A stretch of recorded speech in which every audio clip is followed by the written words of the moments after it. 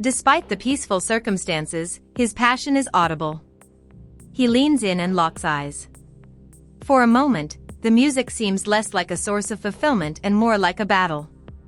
There is no cute lead-in or warm-up, just the phrase that stops the internet in the middle of a scroll, a pause, and a breath. He says he's telling her straight out that she was lying. Users play that single statement as, "Are you aware of what really happened to you?" "No, I'm not." Or "What can you talk about?"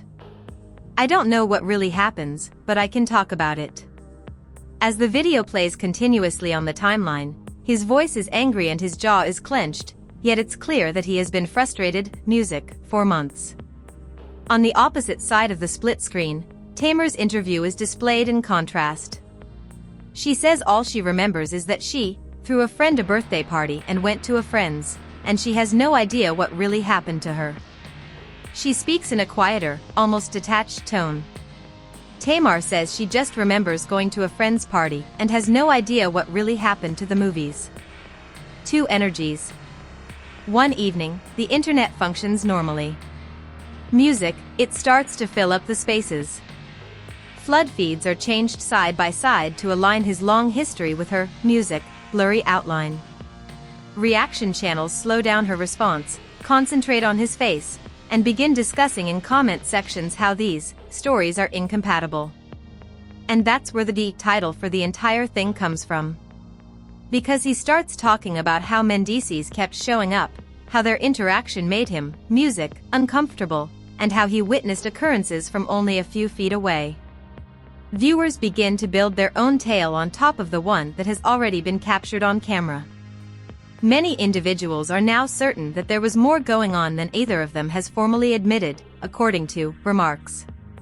Some even go so far as to speculate about her private life using phrases like power, leverage, and even pregnancy without offering a single video in which she does so. This movie's goal is to investigate that risky territory rather than to support such notions. That really annoys me because MSick wants to slow things down and ask a more difficult question while I'm telling straight out that you were a bold-faced, bald-headed goddamn. What do her remarks and his chronology truly show about the gravity of this Mendeecees scenario after the speculations and headlines are eliminated? And as we start to analyze it, one disturbing notion, music, keeps cropping up in the comments.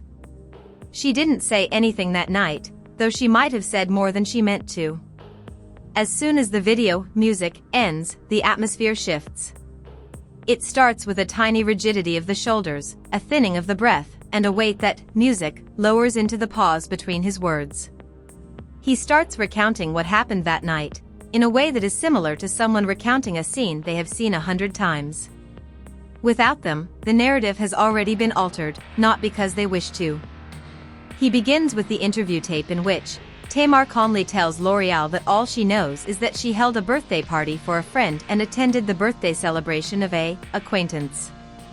She is also unaware of what really happened to her. But the tone is almost too serene, and even for someone remembering a night when she woke up in a pool of blood, as she, music, later pointed out online. The contrast is the first thing that creates tension in the room, music. His silence irritates him. She possesses a lot. As he turns to face the camera, the suspense, music, builds. In an honest statement, Kay says he never wanted things, music, to get to this point and that he wishes he could go back months before everything fell apart. That statement, however, exacerbates rather than lessens the issue because viewers can hear the strain in his voice as music, distrust and melancholy coexist. He feels that music has a tendency to bother him, in addition to being unhappy with the interview. As he starts outlining the timeline, the music story gets colder. He recalls how he first encountered her and her friends, how they called him, and how they were merely looking for food. His delivery is deliberate, almost clinical. He desires a set timetable. Music, he wants a totally different portrayal of the story she posted online. As soon as the video is uploaded, viewers begin to remark on it, saying that it doesn't seem to be a friend defending themselves, but rather someone fixing a record that he thinks was intentionally altered. Then Mendeecees comes to see us a third time. One what? Quietly changes everything. Not organized, music, not promoted, just showing up. His description lacks musical, dramatic elements, yet the lack of performance makes it feel more weighty. He says he, Tamar, and Mendeecees were in the same place for the third time. Because of uncontrollable circumstances, that specific element, music, plants a seed in the minds of the audience faster than anything else in the story. The subject of why Mendeecees were always nearby is raised by music. Why did he seem apprehensive about the timeline when practicing on hers? Music, why did she refer to it as a birthday celebration when he claimed it wasn't? Music, however, it's his admission that he finds communication awkward, which is why you went, music, online, that truly initiates the conversation. You said you woke up in a pool of blood and almost died. In this interview with L'Oreal, you stated that when they said, "We need to call the ambulance," you were at home with David or someone else. Additionally, there is a lot of painful music throughout the entire music video. Mendeecees' frequent visits were uncomfortable. There is no cost associated with it. It doesn't appear to be jealousy. It's described as a music that he could no longer ignore. A tendency that didn't set well with him, especially since the story omitted the parts he says were hard to ignore. Tamar of Music told the public that he didn't want to go out that night. Didn't want to get out of his car, much less accompany them to every new place. The tone of the music becomes darker. It appears like someone who felt there was more going on than anyone would admit and who was placed in a situation he didn't fully understand. Music, by themselves, the surprise appearances, the late-night planning, and the shifting settings don't feel dramatic. After they were done kissing in the back of that fucking automobile, I figured she and Mendeecees wanted to be up there by themselves. Because of this, I didn't go upstairs when we were dropped off at Tamar's house. I got into my stupid car and went home while you were sitting on his lap in that goddamn Uber while you two were kissing. But when considered together, his narration turns them into a narrative cage that, music, progressively tightens. The kind that makes viewers start to question timing, motive, and authenticity. The internet reacts immediately. In half-speed cuts, phrases like "out of nowhere" in their comments were emphasized, and many people compared music, his anxiety to her uncertainty. A recurring question starts to seep into the supposition in the middle of all the confusion. If her story was so simple, why does the music seem so complicated? The tension peaks when he says that she made up a story to show herself as the friend who was harmed and that he was the one who did it. Is Tamar drunk? Why is she sitting on DC's music lap like this? She's sitting on DC's lap, but why? That sentence reverberates throughout music, every interaction, because it reframes the entire night as a reconstruction rather than just an event. She recounted a narrative on her own, and he was left to deal with the aftermath. Online comments are now beginning to provide their own theories. Some claim that she, music, made an effort to defend herself, while a smaller but more vocal minority claims that she concealed information since it would reveal relationships she wasn't ready to name. That's when pregnancy rumors begin. They are the outcome of silence rather than an established reality or confirmed music detail. The internet filled in the blanks for the words she never said and the timing she never explained. Furthermore, music never quite grasped the dynamics he portrayed. No one knows. The transcript of his music does not support that. But the more she avoids clarity, the more music fans see her omissions as answers. His voice grows more unsettling as music stabilizes toward the end of this period of the timeline. He's not yelling. It's not flailing. It tells the story because of her calm delivery and her fragmented explanation. Music, rather than being a miscommunication, the tension between their two stories feels more like the beginning of an unwinding. And in the space between their stories, the question, music, looms big as he revisits each component. Nothing deeper was happening that night. ... Why does the part she won't say out loud seem to be hidden in every version she presents? Even after the video ends, the suspense is still present. It lingers in the room like a barely perceptible draft. Instead of distancing himself from what he's saying, he takes a moment to unwind and consider its meaning as he moves from the timeline to the part of the night, music, that, in his opinion, altered everything. 2 viewers watched the video hundreds of times. For now, it's not because of what he believes she did to him, but rather because of what he says he saw between her and Mendeecees. He starts, music, slowly, almost tentatively, as if he knows that his words will cause a worldwide uproar. Music, his voice tightens as the temperature in the room drops. Even that night, he says, he never felt comfortable among them. He describes how she sat on Mendeecees in a music video. He describes how Mendeecees would consistently appear wherever, music, they went. He discusses a pattern he noticed long before Tamar spoke up. Furthermore, none of this is conveyed in a gossipy way. It's like someone, music, telling why his story has been bothering him for months. Despite her, music, claim that there was nothing to be interested in, the story's emotional center is this discomfort. The next thing he goes back to is the car. The one music video that freezes the internet. He says she wasn't sitting by herself. She wasn't resting her head on, music, the window. She didn't remain quiet. He says Mendeecees was sitting on his lap and kissing him, music, when he was sitting inches away. PARAPHRASED. He describes how it upset him to watch Tamar sit on Mendeecees and kiss his music. Drive the car for a lap. The loudest clip of the week, music, originates from that tiny illusion. Commentary channels repeat it, slow it down, and split it up into thread-long analysis. Her body language, the way she conducted the interview, her avoidance of details, and her repeated admission that she didn't know what had happened all lead viewers to speculate. The rumors, music, go on from there. However, if he is telling the truth and she was already interacting with Mendeecees, her evasive answers during the interview begin to resemble cautious omission rather than reticence. The kind that hides facts without outright lying. Pregnancy speculations begin to appear online at this point. Nor as a, music, verified claim, nor as anything she said directly, but rather as something that many believe she hinted to when she talked about the aftermath without giving any context.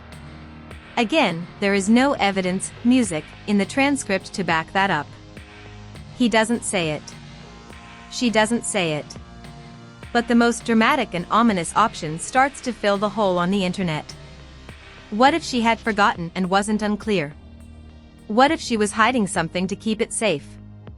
When someone hears your music and starts connecting this new idea to his assertion that he didn't go upstairs with her. Music, he says he chose to go back home because they clearly desired privacy. He suggests that whatever transpired with her teeth occurred in front of Mendeecees and his companion, but the others she was with were aware of what transpired once she walked upstairs, music.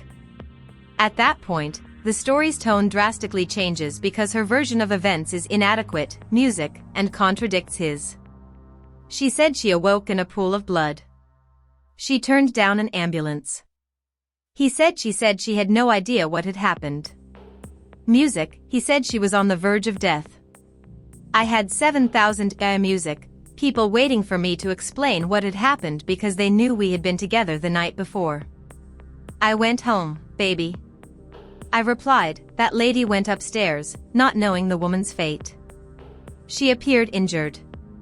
I went home. I dealt with 2 particular individuals. Music, and caught off guard. He presents himself as responsible for something, that did not occur to him. Music, nothing is perfectly aligned. The more contradictions there are, the more room there is for ideas, especially those about why she gave no information at all.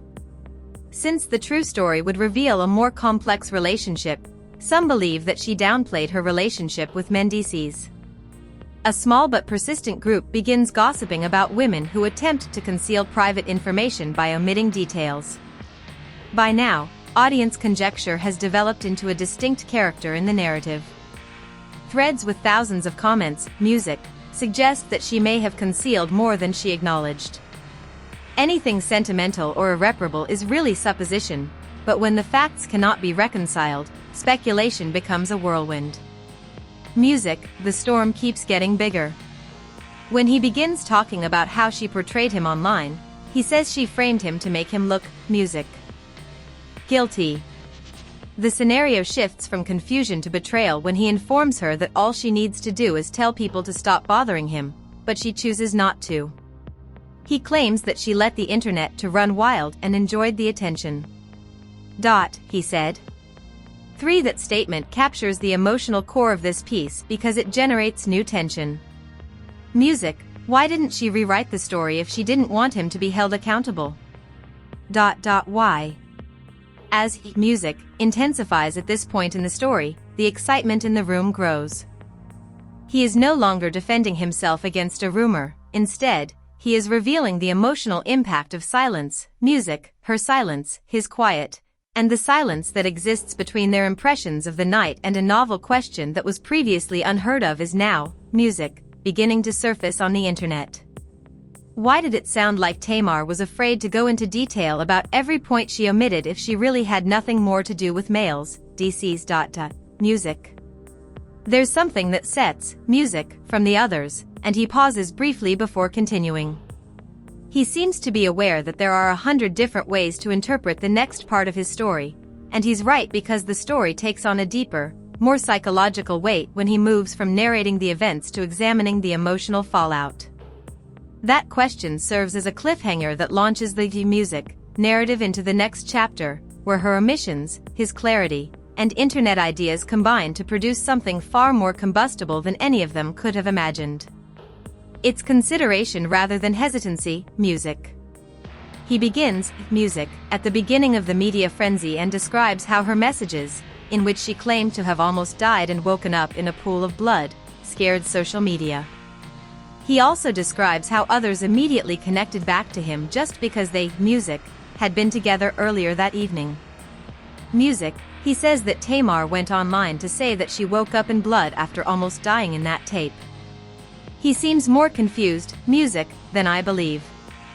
He doesn't seem to understand how an ambiguous post could result in accusations.